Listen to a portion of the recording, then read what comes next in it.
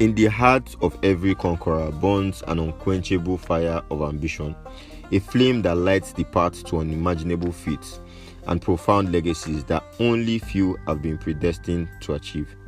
What's up, people of this weird planet called Earth? Welcome to, interestingly, the 57th episode of History's Most Influential Humans podcast with yours truly, Damilare Mapa. Today, I'll be taking you on a brief adventure to entertain you through the life of an historical adventurer. On a chilly December morning in 1485, the world welcomed Hernando Cortez in the small town of Medellin, Spain. Born to Martin Cortez de Monroe and Catalina Pizarro Altamirano, young Hernando seemed destined for greatness. His parents, recognizing his sharp mind and adventurous spirit, sent him to the prestigious University of Salamanca at 14 to study law. However, the call of adventure and conquest was far stronger than the call of academia. By 1504, restless and eager to carve his name into the annals of history, 19-year-old Cortez embarked on a perilous journey to the New World. His arrival in Hispaniola marked the beginning of a life filled with daring exploits and strategic brilliance. His initial years were spent as a notary in Azua, Hispaniola, where he observed the brutal realities of colonization and the immense potentials for wealth and power in the New World. His ambitions soon led him to join Diego Velázquez's 1511 expedition to Cuba.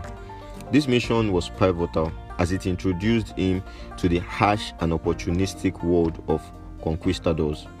Cortez quickly learned the art of diplomacy and warfare, skills that would prove invaluable in his future conquest. His success in Cuba, where he served as a clerk and later as the mayor of Santiago, solidified his reputation as a capable and ambitious leader. It was during this period that he amassed significant wealth and influence, setting the stage for his future exploits. By 1518, Velázquez appointed Cortez to lead an expedition to explore and secure the interior of Mexico. However, as tensions with Velázquez grew due to jealousy and mistrust, Cortez decided to proceed with his plans, despite Velázquez's attempts to revoke his command.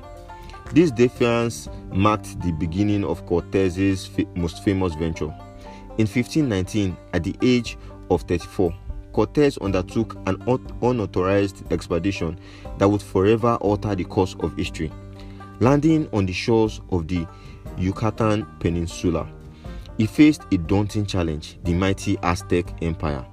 With a combination of charisma, cunning, and sheer audacity, he forged alliances with local tribes who resented Aztec dominance. On November 8, 1519, with his newfound allies, he boldly marched into the heart of the empire, Tenochtitlan. The city was a marvel, with its intricate waterways and grand temples, but Cortez saw it as a prize to be won. His capture of Emperor Montezuma II was a masterstroke, but his true test came in 1521. After a month of fierce battles and strategic maneuvering, Cortez and his forces besieged Tenochtitlan. On August 13, 1521, the city fell, marking the end of the Aztec Empire and the dawn of Spanish rule in the Americas. At 36, Hernando Cortez had achieved what many thought impossible. As the governor of New Spain, he laid the foundations for modern Mexico, building cities, establishing trade routes, and introducing European governance. His influence reshaped the New World, blending cultures in a complex legacy that endures to this day. Following the conquest of the Aztec Empire, Cortez set about consolidating his power and furthering Spanish interest in the region. He founded the city of Veracruz, which became the first municipality in Mexico, and established Mexico City on the ruins of Tenochtitlan. Cortez also promoted the construction of infrastructure, including roads and churches, and encouraged the spread of Christianity among the indigenous population. Despite this accomplishment, Cortez faced constant challenges to his authority. His rival His rivals in Spain and the New World were envious of his success and sought to undermine him. In 1528, he returned to Spain to defend his actions and secure his position. King Charles V, recognizing Cortez's achievements, granted him the title of Marqués del Valle del Alcázar. I'm definitely sure I murdered that. And he reaffirmed his governorship, but also appointed a royal overseer to limit his power. Returning to Mexico in 1530, Cortez found that his influence had decreased. The newly appointed Viceroy, Antonio de Mendoza, held the real power, and Cortez was relegated to the role of a military commander. Undeterred, Cortez continued to explore and expand Spanish territories.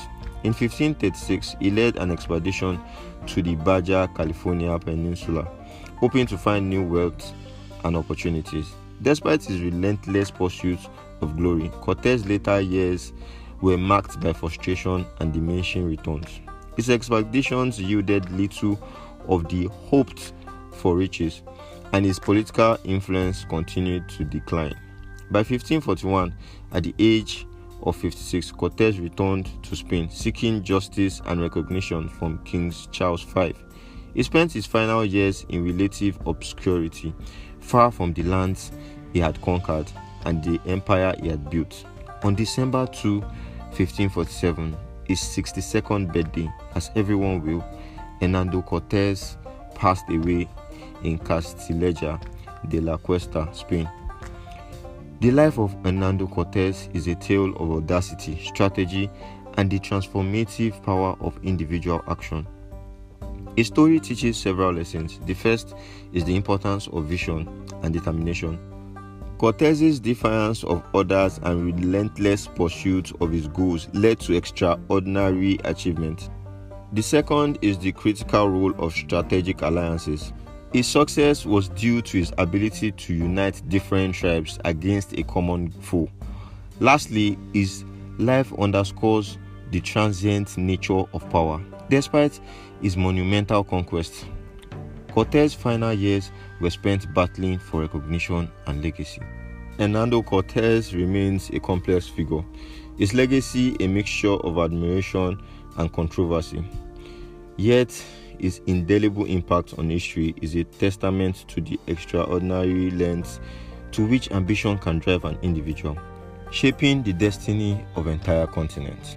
Well, that's it on episode 57, guys. I hope you all learned a thing or two from it. See you all next time on episode 58, first Saturday in September by God's grace. I remain your humble host, Damilare Mapa. Peace.